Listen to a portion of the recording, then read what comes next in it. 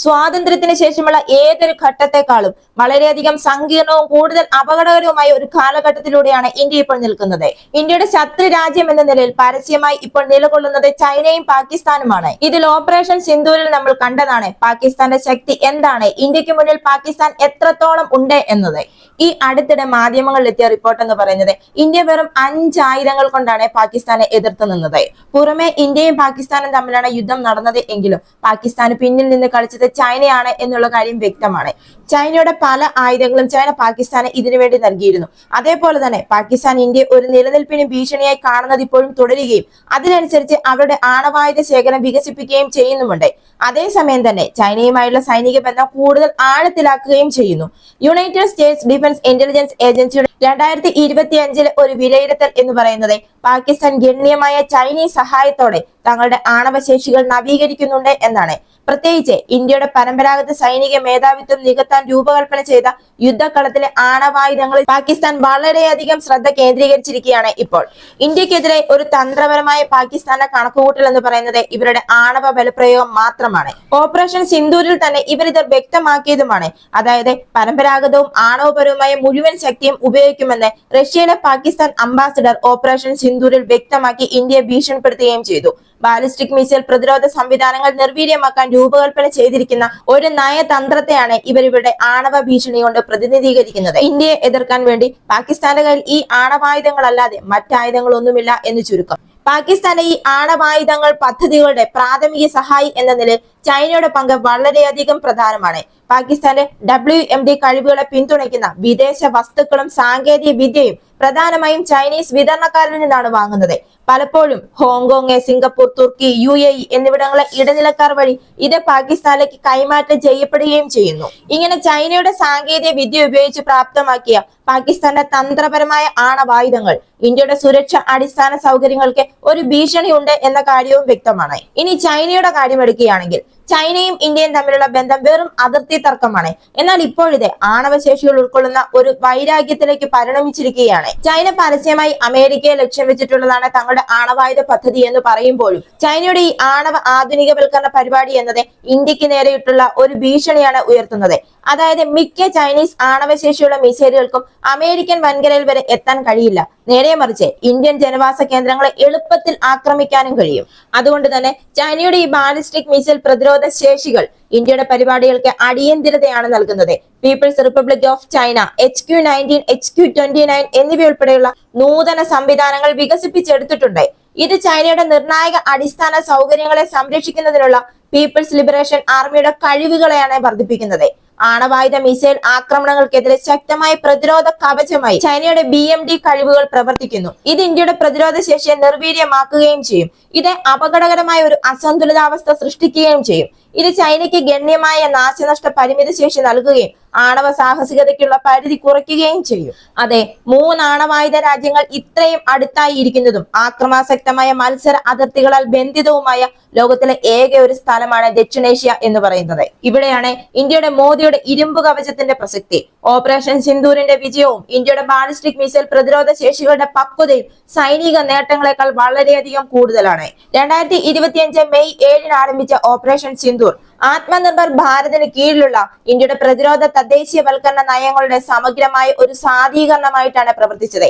ഇന്ത്യയുടെ ballistic missile പ്രതിരോധ ആവാസ വ്യവസ്ഥയ്ക്കുള്ള ആശയത്തിന്റെ യഥാർത്ഥ തെളിവ് നൽകിക്കൊണ്ട് യഥാർത്ഥ യുദ്ധ സാഹചര്യങ്ങളിൽ തദ്ദേശീയ സംവിധാനങ്ങൾ എങ്ങനെ പ്രവർത്തിക്കുന്നു എന്നാണ് ഈ ഓപ്പറേഷൻ പ്രദർശിപ്പിച്ചു കാണിച്ചത്.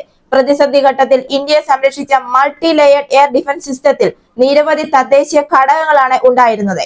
ഒരു ഏകീകൃത ഗ്രിഡായിട്ടാണ് ഇവ പ്രവർത്തിച്ചത്. Counter unmanned aerial systems, man portable air defence systems എന്നിവ ഉൾപ്പെടുന്ന ആന്തരിക പാളി ഇത് താഴ്ന്നു പറക്കുന്ന ഡ്രോണുകളെ നിർവീര്യമാക്കി. സ്പൈഡർ, പെച്ചോറ പോലുള്ള ഹ്രസ്വദൂര മിസൈലുകളുടെ അടുത്ത പാളി ഇത് നിർണായക ആസ്തികൾക്ക് പോയിന്റ് പ്രതിരോധം നൽകി.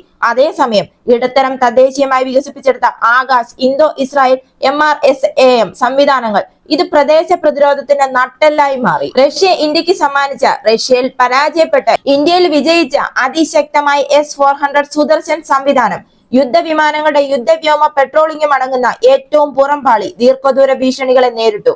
ഇന്ത്യയുടെ തദ്ദേശീയ പ്രതിരോധ ആവാസ വ്യവസ്ഥയുടെ പക്വതയാണ് ഈ പ്രവർത്തനം പ്രകടമാക്കിയത്. ഭാരത് ഇലക്ട്രോണിക്സ് ലിമിറ്റഡ് വികസിപ്പിച്ചതും IACCSുമായി സംയോജിപ്പിച്ചതുമായ ആകാശ് തീർ വ്യോമ പ്രതിരോധ സംവിധാനം ആർമി എയർ ഡിഫൻസിന്റെ ഏറ്റവും താഴ്ന്ന യൂണിറ്റുകൾക്ക് ആക്സസ് ചെയ്യാവുന്ന തടസ്സമില്ലാത്തതും ഏകീകൃതവുമായ വ്യോമ സാഹചര്യ അവബോധം നൽകി. അങ്ങനെ പാകിസ്ഥാനെ ചേർക്കുക എന്നത് ഇന്ത്യക്ക് ഒരു ചെറിയ നിസ്സാര കാര്യമാണ് എന്ന കാര്യം ലോകത്തിന് മുന്നിൽ ഇന്ത്യ കാട്ടിക്കൊടുക്കുകയാണ് ചെയ്തത്. ഇനിയിപ്പോൾ പരസ്യമായി നിൽക്കുന്ന ഇന്ത്യയുടെ അടുത്ത ശത്രുവായ ചൈനയെ എതിർക്കുന്നതിന് വേണ്ടിയിട്ടാണ് ഇന്ത്യയുടെ ബാലിസ്റ്റിക് മിസൈൽ പ്രതിരോധ പരിപാടിയുമായി ഇന്ത്യ ഇപ്പോൾ മുന്നോട്ട് പോകുന്നത്. ഇന്ത്യയുടെ ബാലിസ്റ്റിക് മിസൈൽ പ്രതിരോധ പരിപാടി രാജ്യത്തിന്റെ പ്രതിരോധ ചരിത്രത്തിലെ ഏറ്റവും അഭിലഷണീയമായ സാങ്കേതിക സംരംഭങ്ങളിൽ ഒന്നാണ്.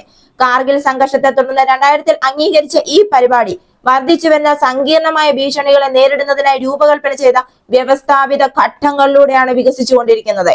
ഈ BMD പ്രോഗ്രാമിന് മോദിയുടെ ഇരുമ്പ് കവചത്തിന് 3 ഘട്ടങ്ങളാണ് ഉള്ളത്. ഒന്നാം ഘട്ടം ഇപ്പോൾ പൂർത്തിയായി കഴിഞ്ഞു. ഇത് വിജയകരമായി വിന്യസിച്ചും കഴിഞ്ഞു.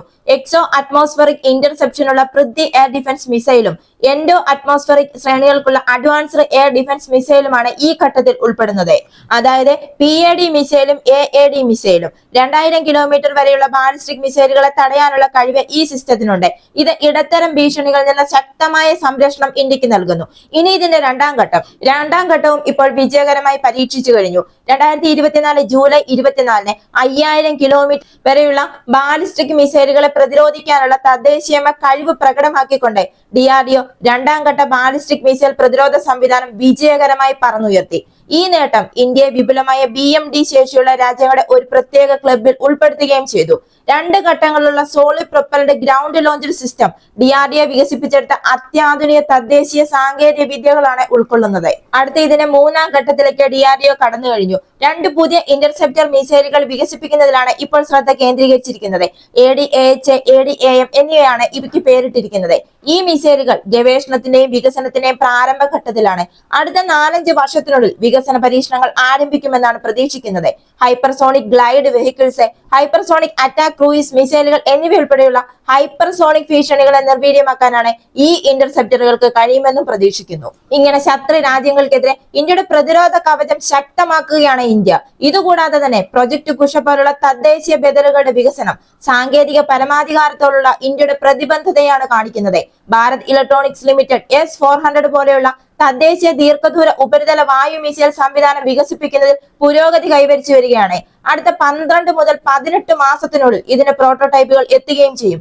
ഈ സംരംഭത്തിന് ഏകദേശം 40,000 കോടി വരെ മൂല്യമുള്ള ഓർഡറുകൾ സൃഷ്ടിക്കാനും കഴിയും. ഓപ്പറേഷൻ സിന്ധുവിന് ശേഷം നമ്മുടെ ഇന്ത്യൻ പ്രധാനമന്ത്രി നടത്തിയ ഒരു പ്രഖ്യാപനം, ആണവ ഭീഷണികളാൽ ഇന്ത്യ ഭയപ്പെടില്ല എന്ന പ്രഖ്യാപനം ഇന്ത്യയുടെ തന്ത്രപരമായ നിലപാടിലെ അടിസ്ഥാനപരമായ മാറ്റത്തെയാണ് കാണിക്കുന്നത്. അതെ, ഇറക്കുമതിയെ മാത്രം ആശ്രയിച്ചിരുന്ന ഒരു രാജ്യം ആ രാജ്യത്തിൽ നിന്ന് വളർന്നു വരുന്ന പ്രതിരോധ കയറ്റുമതിക്കാരിലേക്കുള്ള പരിവർത്തനം വിപുലമായ തദ്ദേശീയ BMD കഴിവുകളും ചേർന്ന് അന്താരാഷ്ട്ര സംവിധാനത്തിൽ ഇന്ത്യയെ വിശ്വസനീയവും ഉത്തരവാദിത്വമുള്ളതുമായ ഒരു ശക്തിയായി സ്ഥാനപ്പെടുത്തുകയാണ് ചെയ്യുന്നത്. നൂതനമായ തദ്ദേശീയ സാങ്കേതിക വിദ്യകൾ, തന്ത്രപരമായ പങ്കാളിത്തങ്ങൾ, അചഞ്ചലമായ രാഷ്ട്രീയ പ്രതിബദ്ധത എന്നിവയുടെ സംയോജനത്തിലൂടെ ഇന്ത്യ വെറും ഒരു പ്രതിരോധ കവചം മാത്രമല്ല, സങ്കീർണമായി മാറിക്കൊണ്ടിരിക്കുന്ന ആഗോള പരിതസ്ഥിതിയിൽ നിലനിൽക്കുന്ന സുരക്ഷയ്ക്കും സമൃദ്ധിക്കും വേണ്ടിയുള്ള ഒരു അടിത്തറയും ഇതിനകം തന്നെ നിർമ്മിച്ചു കഴിഞ്ഞു. ഇതുപോലുള്ള പ്രതിരോധ വാർത്തകൾക്ക് വേണ്ടി മറക്കാതെ തന്നെ ഈ ചാനൽ ഒന്ന് സബ്സ്ക്രൈബ് ചെയ്യുക. ഈ വീഡിയോ ഇഷ്ടമായെങ്കിൽ ഒരു ലൈക്ക് തരിക. മറ്റൊരു വീഡിയോയുമായി വീണ്ടും കാണാം.